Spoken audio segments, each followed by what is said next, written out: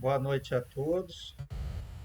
Hoje é dia 6 de junho, nós vamos ter o nosso seminário, o terceiro ciclo de webinários do mestrado em Gestão e Tecnologia Ambiental, com a turma 24 do PPGTA, com o seminário da professora Evelise, em torno aí de 30 minutos, 20, 30 minutos de apresentação, e depois a gente repassa os colegas aí fazerem perguntas e assim por diante.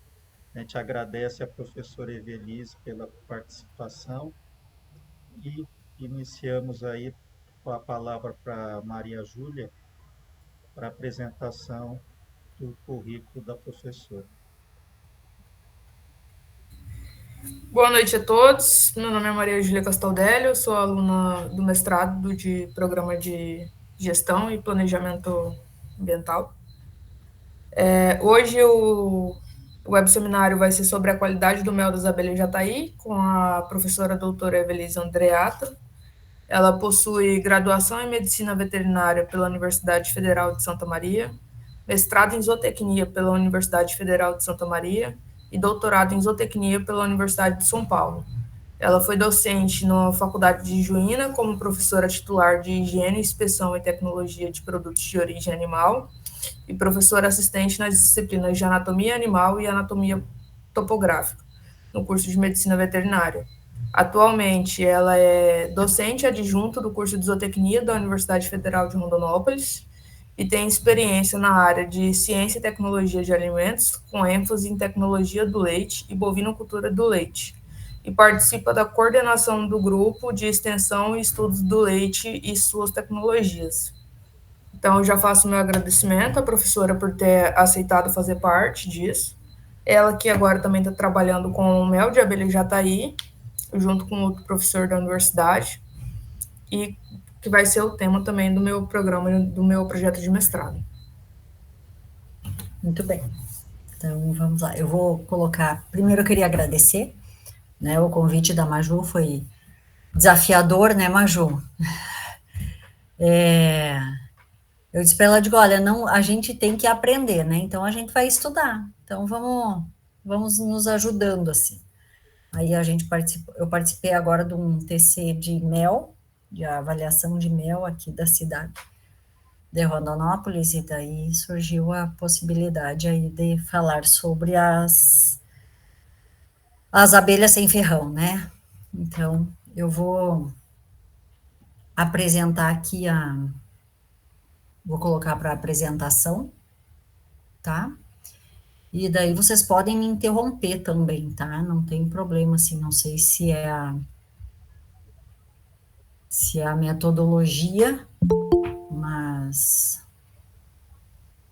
como eu falo muito, então, se quiserem interromper, podem ficar à vontade.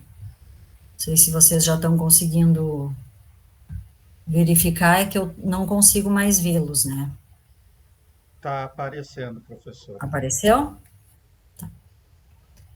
Muito bem. Então, quando a Maria Júlia me convidou para fazer essa palestra, né, esse seminário, então, o que eu pensei de primeiro momento, né? Eu digo, bom, para eu falar sobre a qualidade, a gente tem que entender o que são as abelhas, né, sem ferrão, né?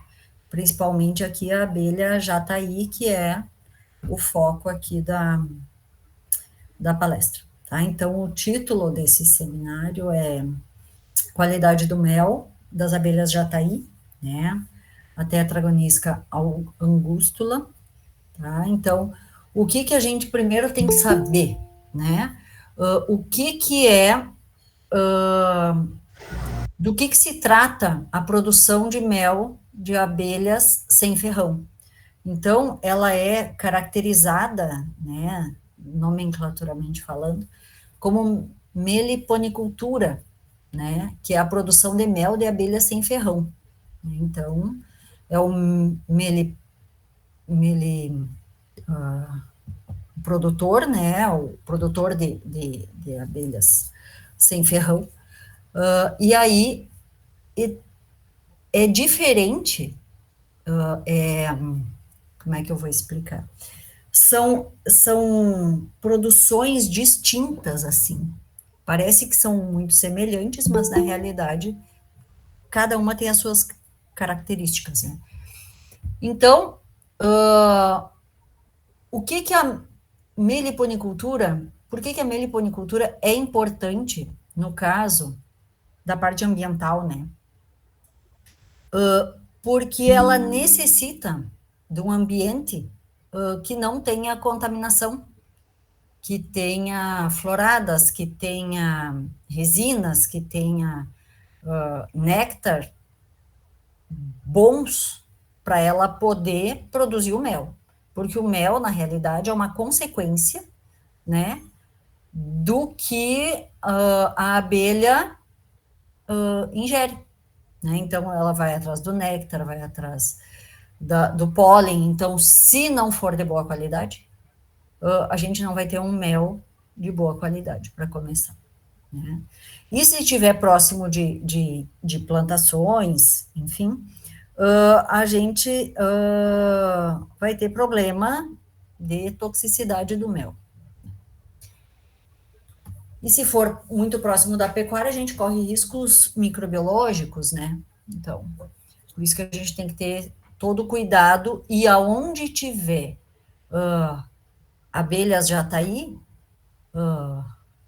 né, a criação de abelhas jataí significa que é um ambiente mais seguro, né, mais saudável, digamos assim.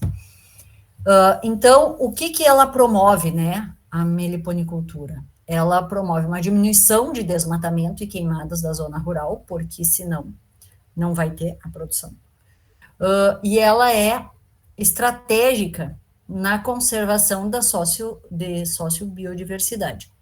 Então, a gente tem muito na Amazônia, aqui no Mato Grosso mesmo, né, a Jataí, principalmente Mato Grosso do Sul, Rio Grande do Sul, Paraná, Santa Catarina, alguns em São Paulo, que ela se adapta melhor, então o ambiente tem que ser favorável para a proliferação delas e para a produção, né? Então, aqui, nessa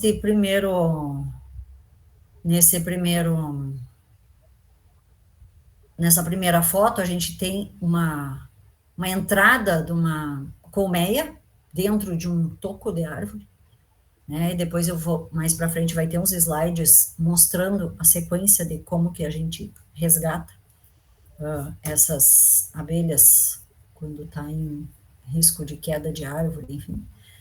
E aqui é um apiário próprio para abelhas sem ferrão, né? Com as colmeias protegidas, enfim, meliponário que a gente chama, tá?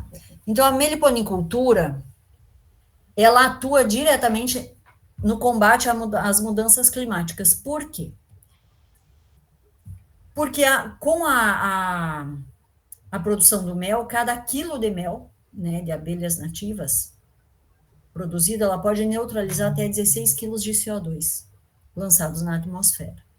Né? Então, aqui a gente consegue ver, né, aqui na foto, então, elas são eusociais, que a gente chama, né? Elas têm essa característica de participar da comunidade, das cidades, elas se adaptam muito bem, né, a isso, e isso auxilia, então, nessa parte climática, assim, então, por isso que é importante a gente sempre manter, né, a parte florestal organizada e bem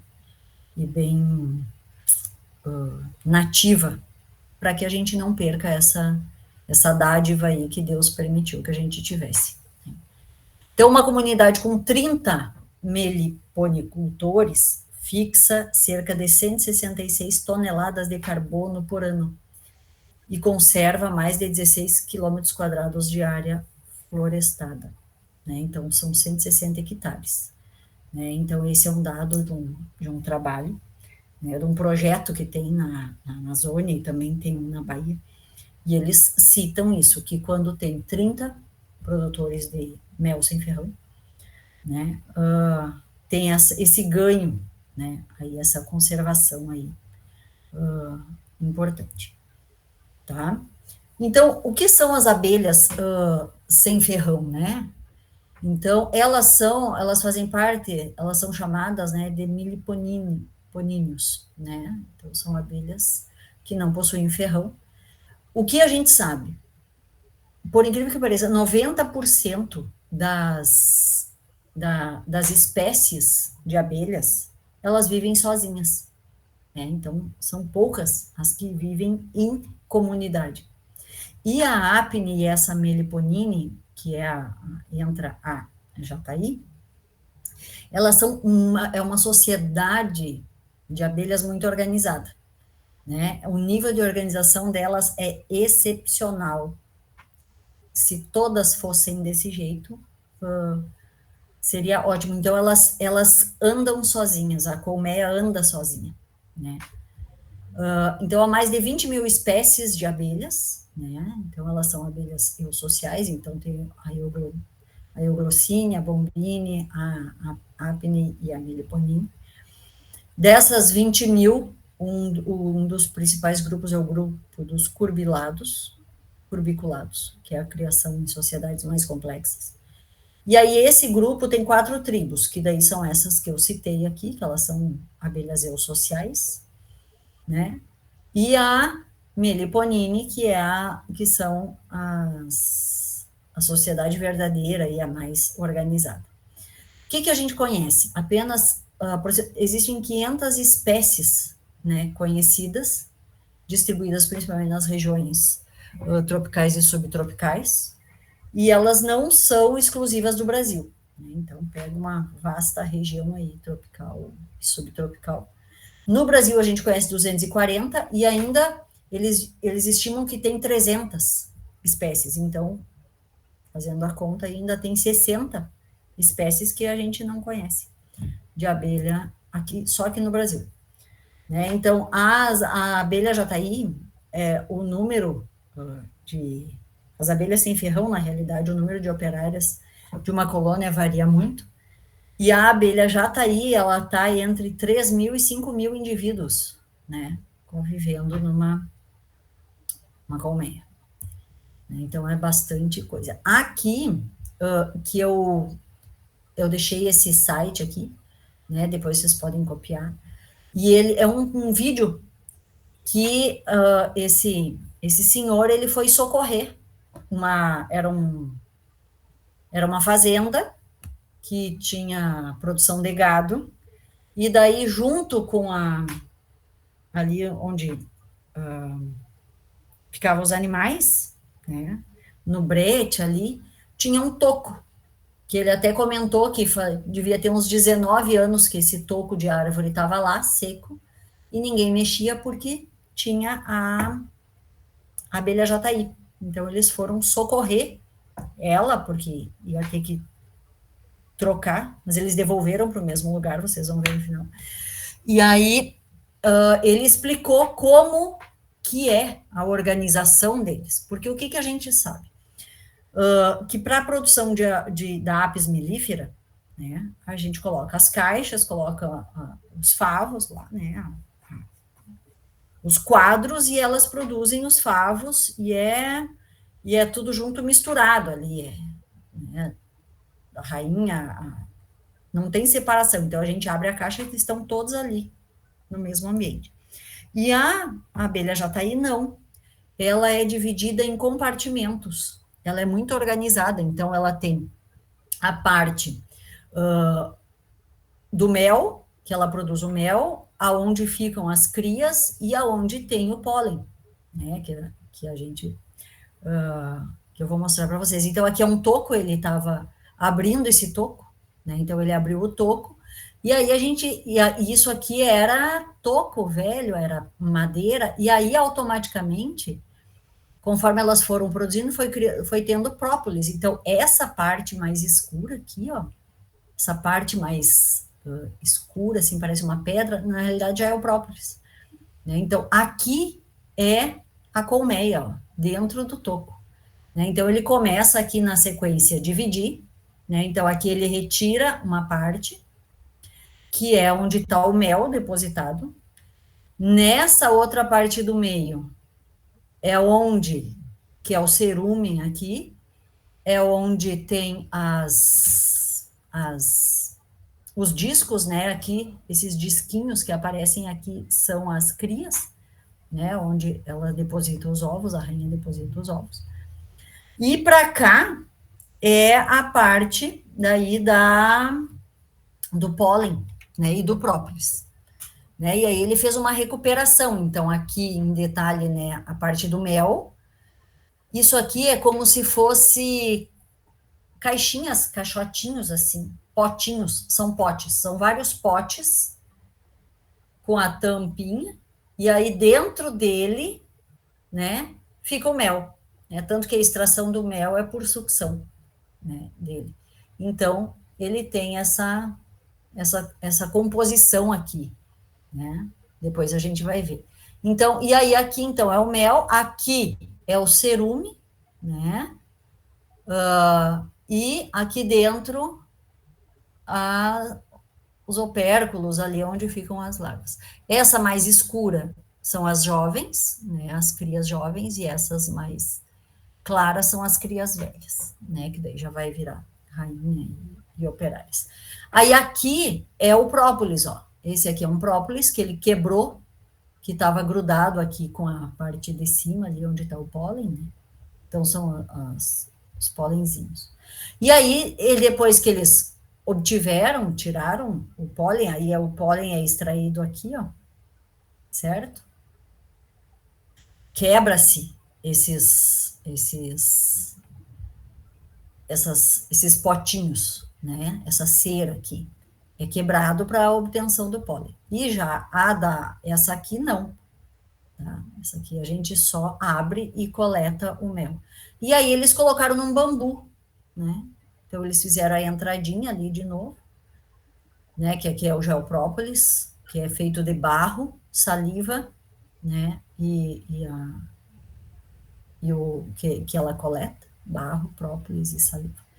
E aí eles montaram novamente, né, a casa dela, só que com um bambu, certo? Então aqui é por compartimentos, vocês conseguem ver que aqui é aberto, então o bambu foi cortado em várias camadas. Então na camada bem de baixo ele colocou a colmeia, né, aqui com o cerume e tudo, que é a principal. Lembrando que para ele mudar, ele não pode colocar direto no bambu, então ele pega um pouco desse cerume aqui e ele faz bolinhas e coloca embaixo. Por quê? Porque tem que ter espaço para as abelhas entrarem e saírem porque aqui é cheio de abelha aqui dentro, né? Então elas ficam entrando e saindo por esses poros, por esses espaços. Aí ele vai colocando as camadas e aqui em cima ele coloca o mel. Este mel aqui, no caso, ele deixou para as abelhas não morrerem, né? Mas em outros casos de produção, daí a gente coleta o mel deles. E daí ele fechou de volta e deixou elas bonitinhas ali para seguir. E voltou para o mesmo lugar ali, ó, para o brete dos animais. Então elas já identificaram que ali era o lugar delas, então todo o enxame voltou para dentro. Muito, muito legal.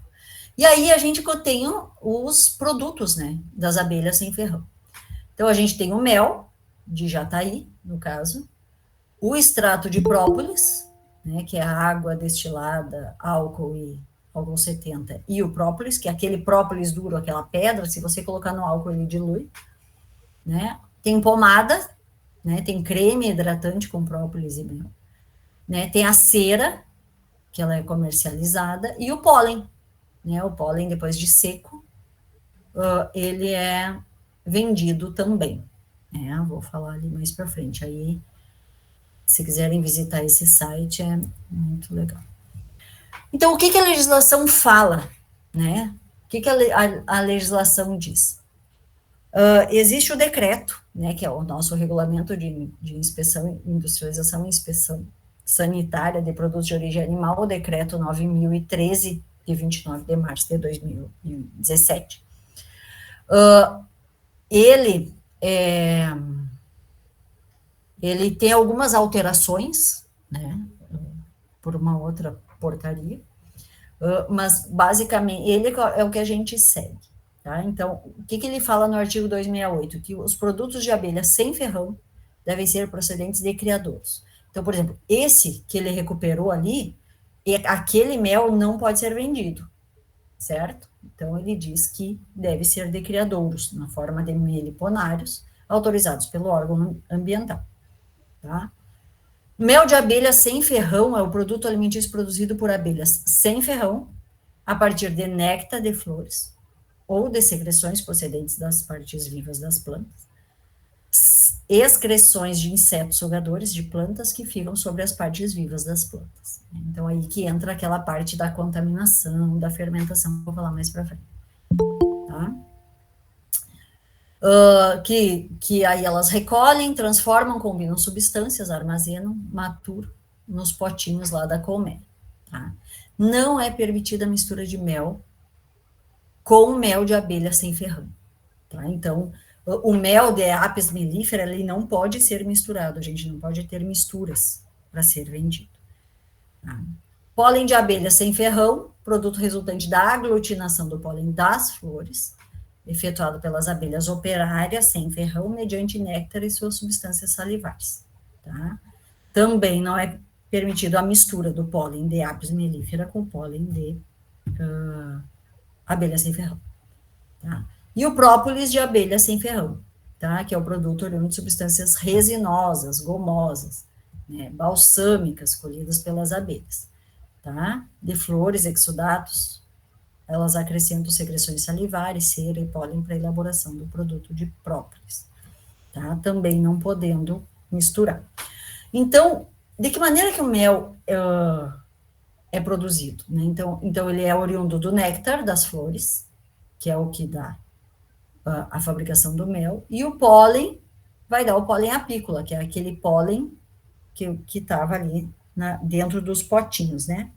Aí depois o pólen industrial, comercializável, aí ele tem que ser seco, né, para ser vendido. Ele sofre um processo industrial.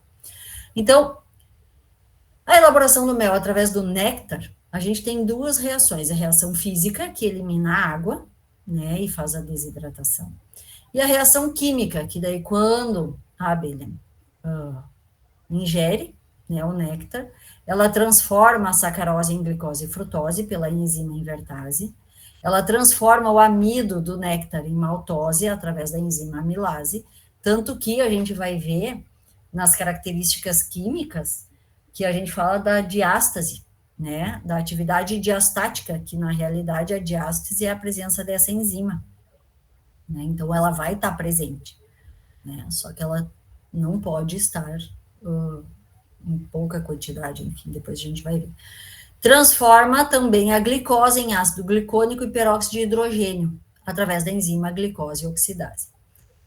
Esse peróxido de hidrogênio, gente, ele é um dos principais, que está presente no mel, ele é um dos principais promotores da função antimicrobiana, né, do mel, por isso que o mel é importante, ele é considerado como antimicrobiano, por causa também da presença dessa enzima aí do peróxido e desse ácido glicônico.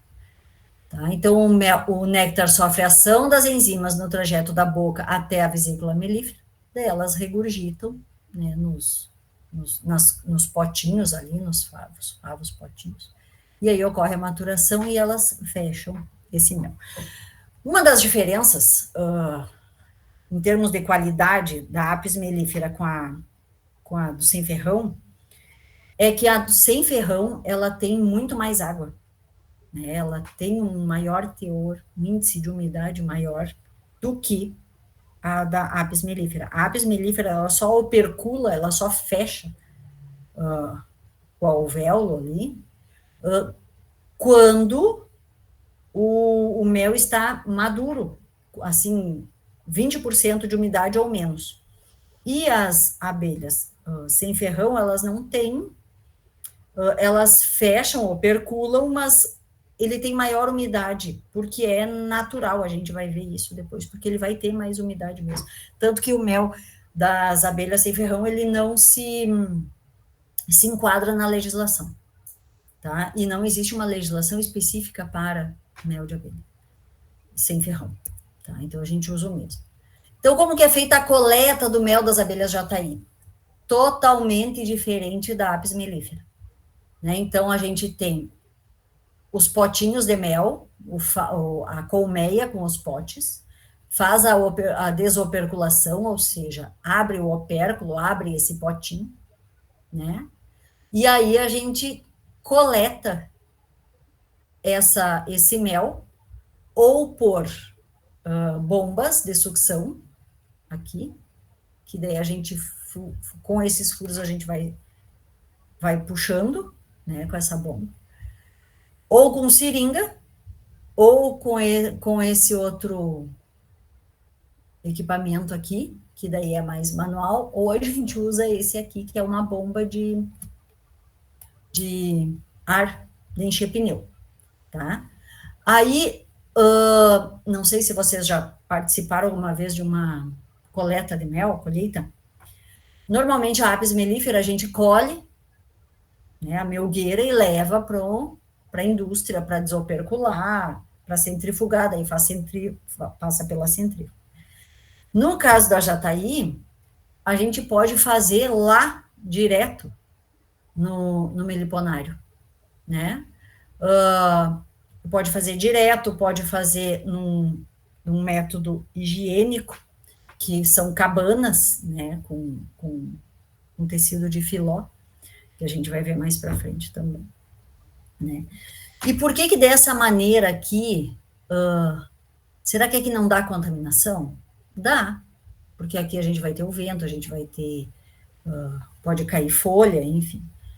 Mas daí o que acontece? Existe hoje um mel maturado de jataí, que é o mel fermentado, né, que eles aproveitaram aí o insight de que tem muita umidade, que fermenta mesmo, e aí no Maranhão eles estão agora vendendo mel maturado.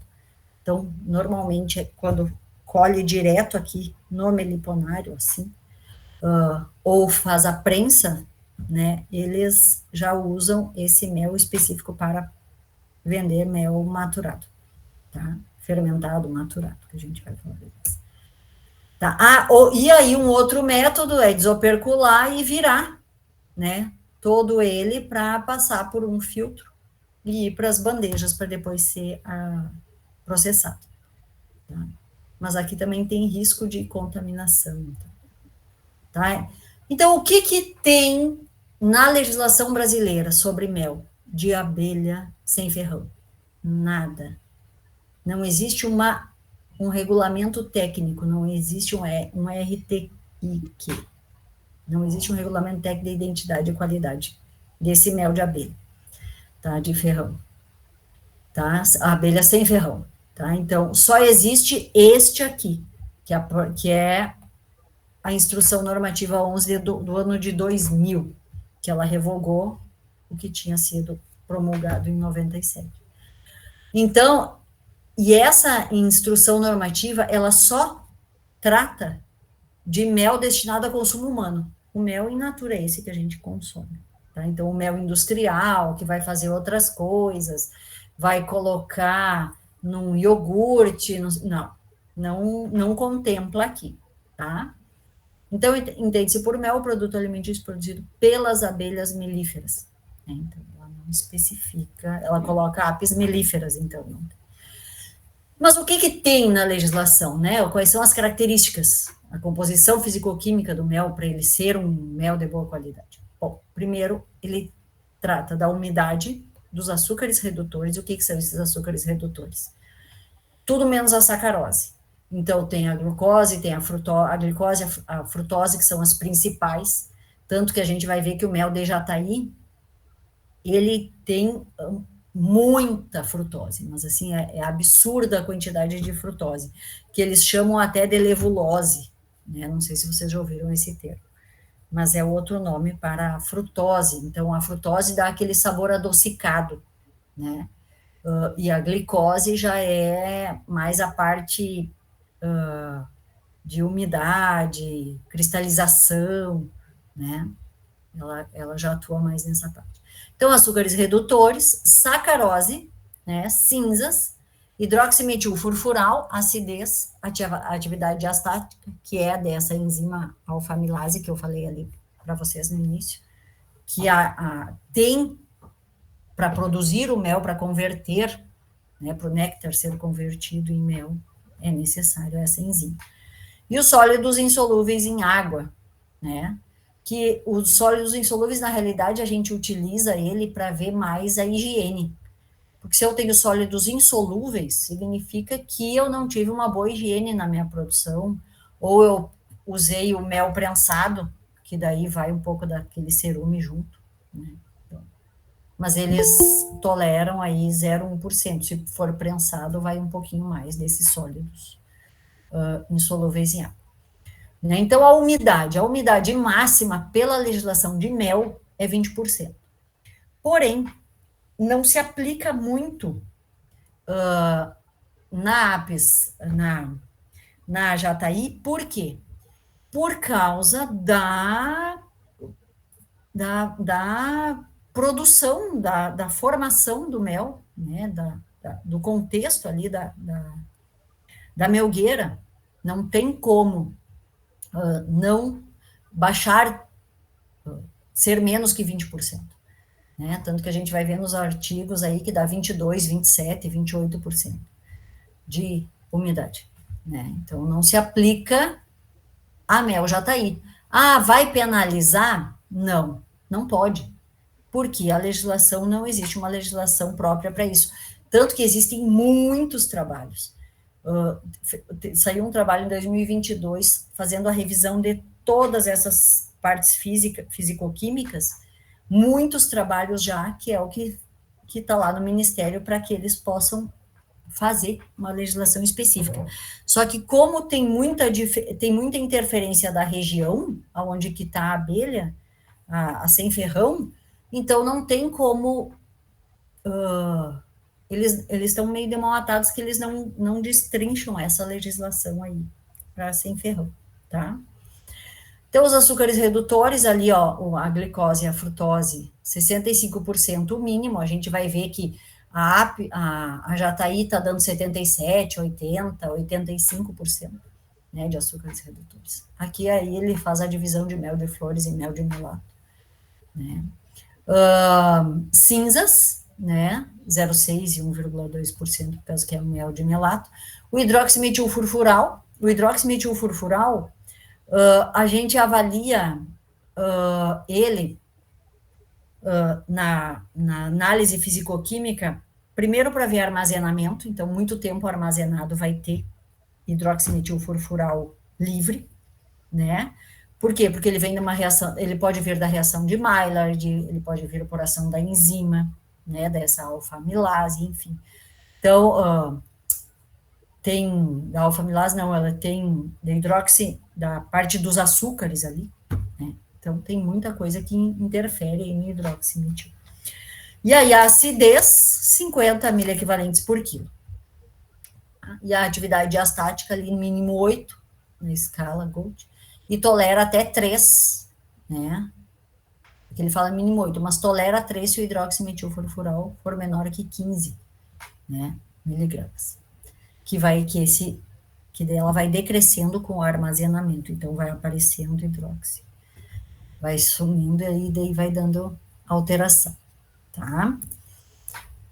Então, o que é a higroscopicidade, né, a característica? É a absorção da água, né, alta, o mel tem alta higroscopicidade, tá? Ele também, ao mesmo tempo, ele perde muita umidade, né? Então, a gente consegue desumidificar, tanto que a gente tem que desumidificar, tá? O mel para tentar chegar nos 20% aí, o mel da Jataí. O hidroximetilfurfural, então, é decorrente do desdobramento da molécula de frutose, né? Desidratação da frutose na presença de ácidos, né? Armazenamento prolongado, temperatura alta. Então, eu sempre brinco, quando eu dou aula, falo sobre mel, que na época que eu era menina, assim, segundo grau, eu vendia mel. Meu pai produzia mel lá no sul. E lá no sul eles não queriam mel açucarado, mesmo no inverno, só que não existe mel não açucarado no inverno, porque a temperatura faz com que ocorra, por excesso desses açúcares redutores, aí glicose e frutose, açúcar, cristaliza, né? Eles não criam cristalizado, na realidade não açucarado, cristalizado ou granulado. Então eu aquecia, e aí eu aquecia mesmo, como é que eu ia aquecer? Imagina, 2º grau, não sabia nada. E daí a gente fervia, e daí todo mundo comprava. Resumindo a história. Tudo errado, né? Tanto que a gente vai ver ali que para descristalizar tem que estar a temperatura de 40 graus no máximo, né? Que leva dias para descristalizar, ficar na mesma temperatura. Mas enfim. Então, a alta temperatura, na realidade, eu produzia hidroximetilfurfural, né? Quando eu aquecia. Então, quando a gente tem um mel aqui no Mato Grosso, aqui em casa, inclusive, eu já trouxe mel do Rio Grande e deixei aí temperatura, não botei na geladeira, deixei para lá de fora, como eu fazia lá no sul. Quando veio, ele formou um liquidinho, uma aguinha assim, no mel, escura, marronzinha. Isso é o hidroximetilfurfural, né? Então, é essa camadinha superficial líquida aí, é sinal que foi mal armazenado, né?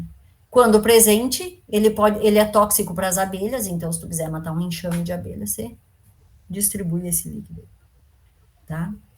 Aí a umidade máxima permitida, 20%. Por que eles chegaram nesse 20%? Porque eles foram avaliando o quê? Esporos, leveduras, fermentação, né? Então, tiveram vários trabalhos e um estudo específico que eles faziam ali, ó, 17% de umidade com esporos de levedura, não fermentava por 12 meses.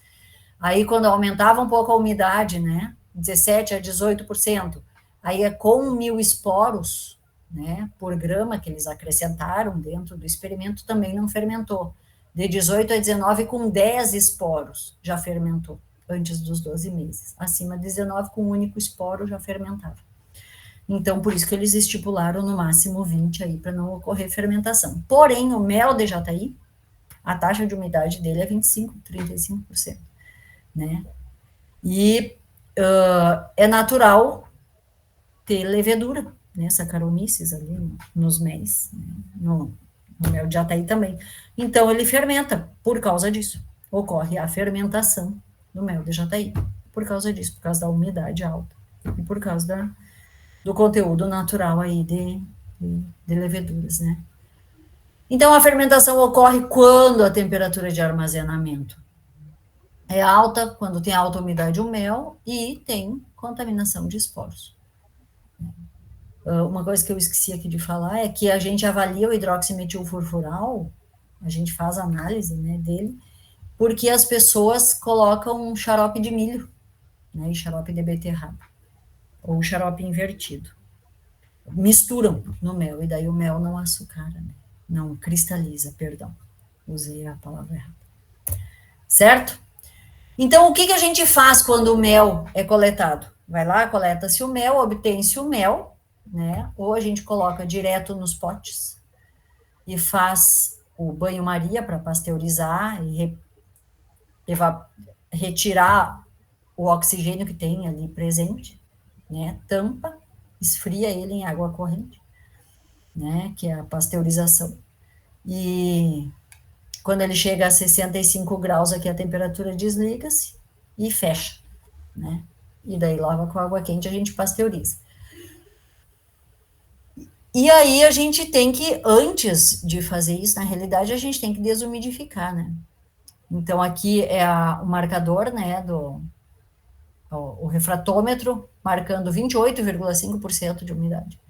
E depois que foi desumidificado numa sala com ar-condicionado e desumidificador, né, ele fica nas prateleiras e ele vai perdendo a umidade. Depois foi medido e já estava em 18,7%.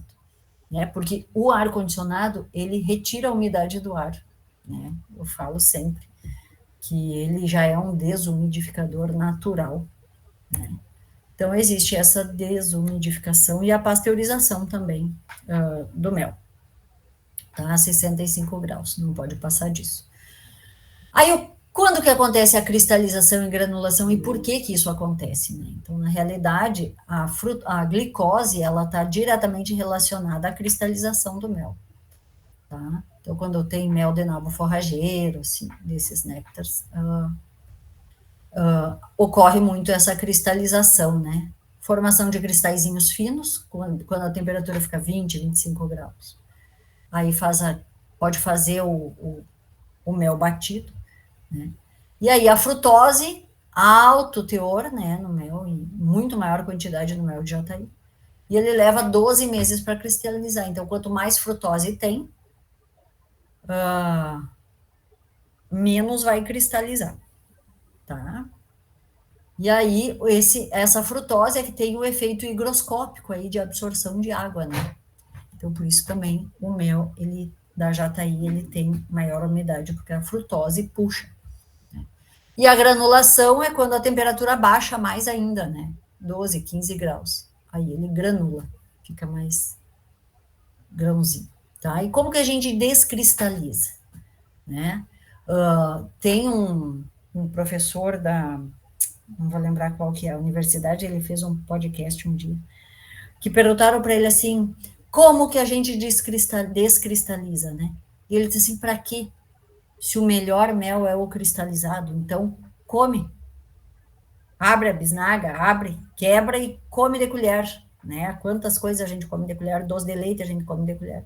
Então coma ele cristalizado, né? Para não perder nenhuma propriedade. Mas daí a gente pode descristalizar com uma temperatura média de 37,5, né? No máximo 40, 12 a 72 horas, e mexendo 2 a 3 vezes, não pode ultrapassar os 40 graus. E pode também em micro-ondas, tá? 250 gramas de mel na potência menorzinha, na 10 por 60 segundos. Chegou nos 30, mexe, coloca mais 30 e para, tá? E aí, o que acontece? Estou falando demais, né, gente? Vamos lá, eu sabia que eu ia passar. Mas vamos lá. Então, como que é o manejo das colônias para a produção de mel de jataí? Então, a coleta, ela pode ser na unidade móvel, lá mesmo, pode ser no meliponário ou no entreposto, que daí você traz a melgueira, tá? Os métodos de coleta por compressão, a gente aperta ou perfura para retirar com a seringa. Pode ser com seringa descartável, bomba de sucção ou bomba manual, tá? E a técnica que a gente beneficia, a gente pode refrigerar, né? Inclusive, quando a gente não pasteuriza e faz a coleta do leite, olha aí, mania de falar leite, perdão. Quando a gente faz a coleta do mel direto, que a gente coloca na embalagem, já refrigera, certo? Então, você pode vender, ele dura tranquilo na geladeira, porque daí não vai fermentar, né? Ou você pode desumidificar, pasteurizar, e também você pode maturar, fazer a maturação, tá? Na parte industrial, eles fazem isso aqui, ó, desumidifica, pasteuriza e embala para vender, tá? Envasa e rotula e manda para comercialização. Agora, quando é pequenininho, produtor pequeno, então mantém refrigerado, vende refrigerado, né? Isso funciona, a refrigeração, gente, ela é idêntica a leite. Uma vez refrigerado, você tem que manter refrigerado, guardar na sua casa refrigerado e vender refrigerado, tá? Então, tem que ter uma geladeira para mel. Não pode tirar da geladeira e vender ele em temperatura ambiente. Tá? Então, alguns artigos aqui que falava sobre a composição, sobre a parte fisicoquímica, né? Então, o que eles acharam, né? O pH de 3,5 a 4,6, olha lá a umidade 22 a 29,5, né, das abelhas sem ferrão. Atividade de água 0,67, 0,75, né? Então, uma atividade de água razoável aí. Viscosidade de 700 a 20, né, em temperatura de 25 a 80. Um outro trabalho achou efeito inibitório das bactérias gram-positivas e negativas por causa da presença da inibina, que ela é originária a partir do resultado do acúmulo do peróxido de hidrogênio, lembra? Lá do primeiro slide, que é produzido pelo sistema da glicose oxidase do mel, né, da enzima. Teve um outro artigo falando sobre otite de cães, que eles borrifaram o mel da jataí num discos, num disquinho, deixou secar, depois que ele fez a placa com a cultura, né, eles colocaram os disquinhos com as porcentagens ali, com as diluições do mel da jataí, e eles fizeram uma outra placa com os disquinhos de antibiótico normal, que a gente usa para otite, e eles verificaram a atividade microbiana, né, que o mel tem a atividade antimicrobiana, e daí eu até coloquei aqui que era por causa dos flavonoides, né, presentes do ácido cafeico, né, e a enzima, e as enzimas do mel que fazem com que eles atuam na membrana da bactéria, e daí ela acaba morrendo, né, não se reproduz, né, e não produz também o DNA, enfim, não consegue produzir, existe uma quebra ali da divisão, da multiplicação, né. Então, a atividade antimicrobiana do mel menor do que a cefalexina, né, que eles fazem o diâmetro ali, só que o diâmetro ali, a atividade foi maior que as penicilina, enrofloxacina, ampicilina, né, ofloxacina, penicilina, enrofloxacina, né, e bem próximo da ampicilina e da ciprofloxacina, que é os antibióticos nossos que a gente consome. Então, se a gente consumir uma mel de jataí, né, com frequência, a gente consegue ter um bom controle aí da nossa, inclusive da imunidade, porque ela é proativa, ela auxilia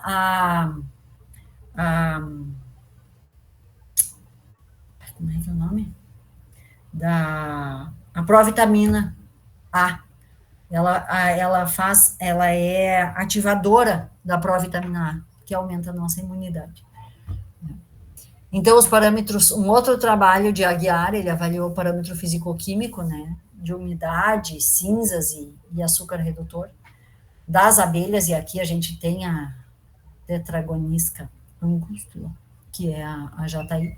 Então, umidade ali, ó, 21%, pH 4,3, cinzas, né, acidez, sólidos solúveis ali, ó, no BRIC 77, a cor dela que a gente tem que interferida pelos carotenoides, né, xantofilas, enfim.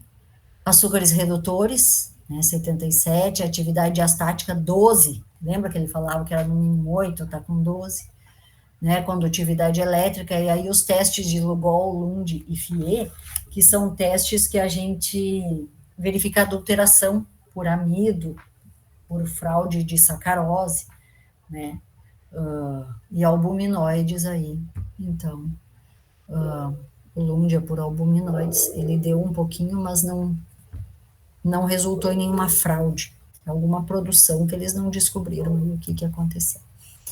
Então, o que a gente ainda é importante a gente saber do mel? Né? A parte microbiana, né? A ecologia microbiana do mel.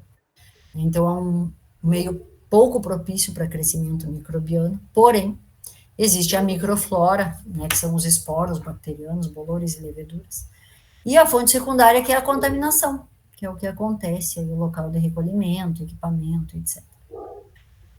Então, o mel é um alimento seguro, né, aos perigos sanitários comuns, e porém, eles podem alterar ali, se tiver anomalias no processo. Né? Então, os principais grupos de bactérias em méis maduros, que a gente tem a gluconobactérias e os lactobacilos, que sobrevivem com teores de umidade superior a 18%. Desculpa aqui o H, arrumei um lado e tirei do outro. Micro-organismos patogênicos para abelha e presente em mel, então, né, vai estar, é patogênico para abelha e vai acabar estando presente no mel, que são os bacilos, né, aspergillus flavus, né, ascófera, os bacilos cereus, o clostridium botulino, né? Tanto que crianças não podem receber mel até 2 anos. E o principal são as leveduras osmofílicas, né? Porque como tem alta concentração de açúcar, né? Elas que vão promover a fermentação, certo? E aí pode vir também por contaminação do néctar, abelhas mortas. Só que daí é o seguinte, o que a gente sabe? Que a jataí, ela é a abelha mais higiênica que existe, da sem ferrão. O meliponário ali, as colmeias são perfeitas, perfeitas. Ela produz uma vedação perfeita, que não entra nada, né? E elas são tão organizadas que as abelhas jovens, elas ficam de sentinela na entrada, para não deixar nenhum inseto entrar, né? A não ser elas mesmo, porque elas são da classe inseto, né? Então, os méis granulados e com elevados teor de umidade, maior que 21%, pode ocorrer fermentação. Na realidade, a gente vai ver aqui nos próximos slides que eles já estão produzindo um mel fermentado de propósito. Concentração de leveduras é proporcional à disponibilidade de água. O principal gênero é o Saccharomyces, né? Também encontrado outras espécies de Saccharomyces, Saccharomyces norbensis, Cluiveromyces, né? E o mel tem atividade aí antibacteriana, por causa da reação enzimática da oxidação da glicose, e por causa de elevada pressão osmótica, baixa atividade de água, pH, né, um pH meio ácido ali, que levedura ama, fungo adora ácido, ambiente ácido, né, o conteúdo em proteínas, o potencial de redox aqui, por causa do alto teor de açúcares redutores também, né? Então, aqui, finalizando aqui já, é um projeto Abelhas Nativas que tem no Maranhão, né? E eles começaram a produzir esse mel fermentado, não tem legislação, não tem nada, eles estão fazendo análise ainda, um monte de coisa, mas vende lá no Maranhão já, nesse projeto, né? Então, eles fazem a coleta. Isso aqui, gente, ó, é uma barraca, certo? É uma barraca montada próximo, lá no meliponário, né? E daí com tela de filó aqui, e eles fazendo a coleta, a sucção, né?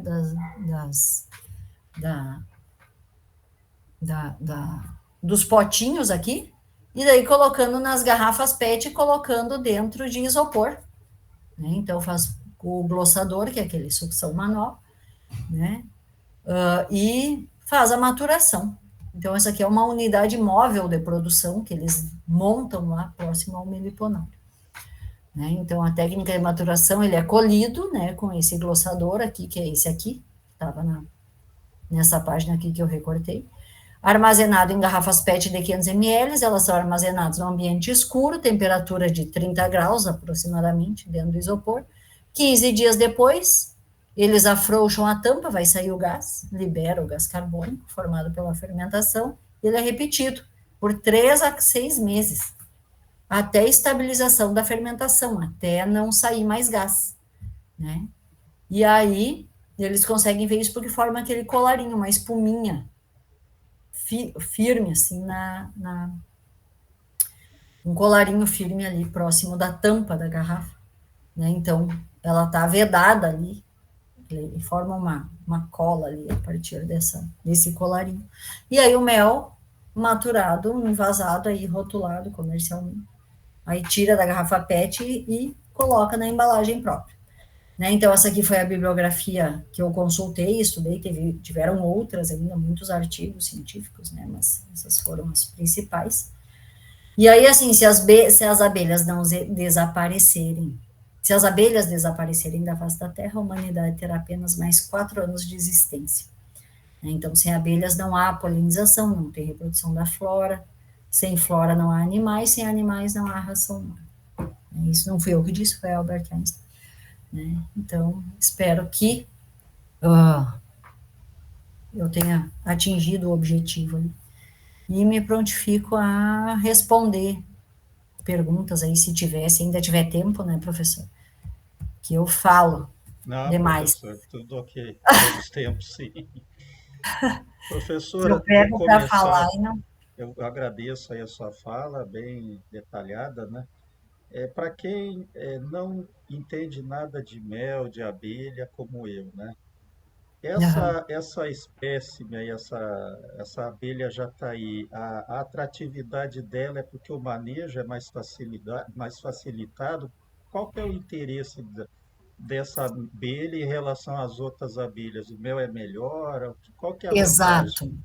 Na realidade, o mel da jataí, ele é, ele tem, digamos assim, ele tem mais frutose, ele tem mais vitaminas, ele tem mais, ele tem vitamina B, ele tem vitamina C, o complexo vitamínico dele é muito melhor do que o da Apis mellifera, né? E aí ele tem milhares, depois eu passo para a Major repassa no grupo de vocês aí um artigo que eles fizeram, uma junção de vários artigos, da importância dela na ação antifúngica.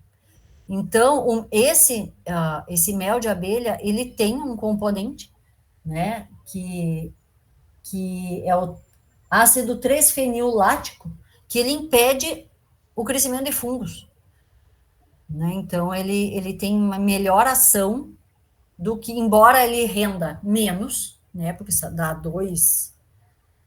dá, são poucos a quantidade de litros que dá no mas ele é mais, menos, não é que é menos contaminado, como é que eu vou explicar? Ele é menos fraudado, digamos assim, do que o mel da Apis mellifera aí que a gente tem no mercado, né? Entendi. A função dele é muito melhor. Tem muito Então, mais ácidos, eles têm ácidos fenólicos, eles têm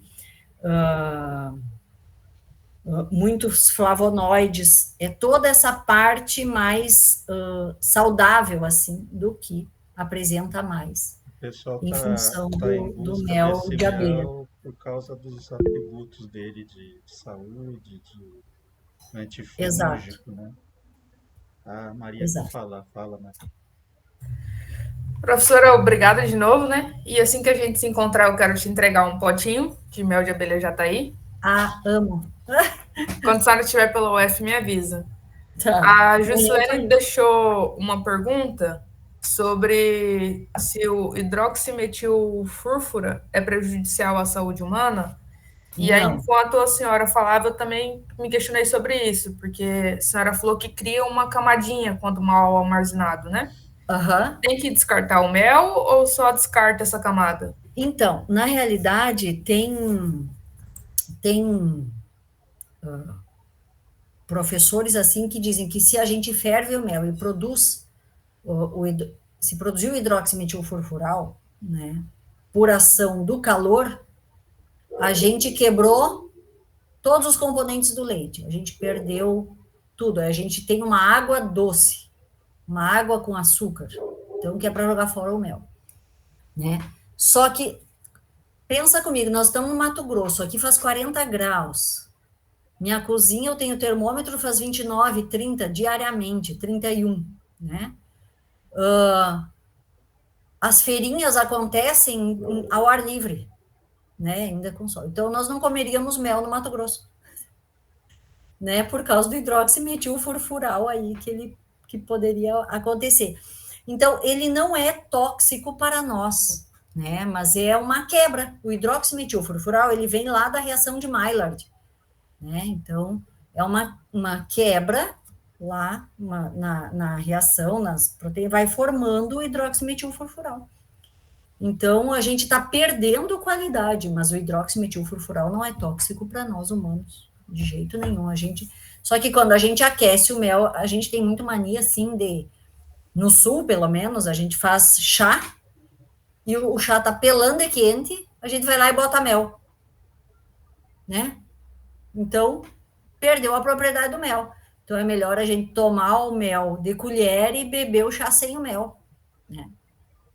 Porque a gente sabe que a vitamina C aqueceu ou perdeu. Então, em algumas abelhas sem ferrão, por exemplo, a jataí não acharam ainda, nos trabalhos que foram feitos, não acharam vitamina C no mel da jataí. Né? E das outras espécies de sem ferrão aparece a vitamina C.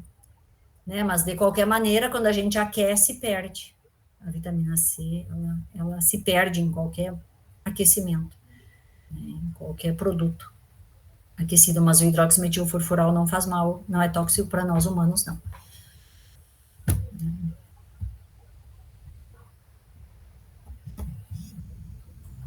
Mais alguém com alguma pergunta?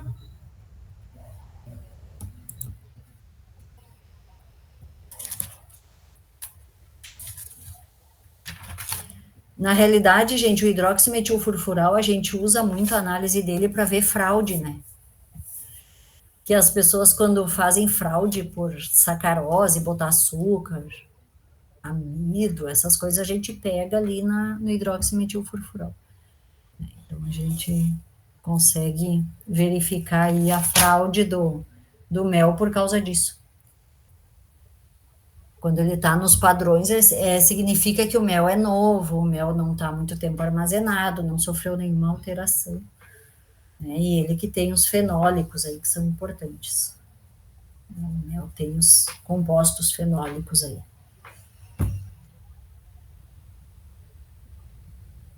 Professora, mais uma dúvida de quem não conhece mel. Não. Então, o mel, quando a gente compra, a gente deve guardar na geladeira, é isso? Sim, aqui no Mato Grosso, sim. Entendi. Porque no sul realmente não se usa isso, né?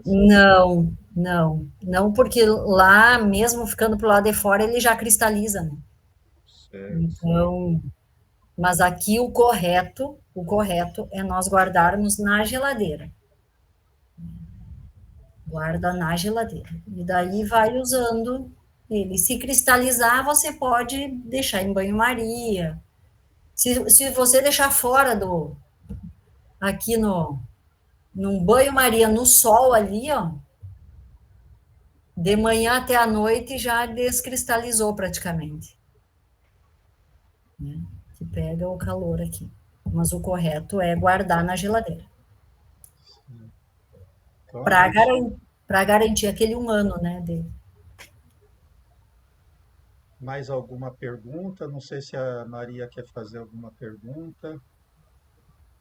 O projeto da Maria tem a ver com essa abelha?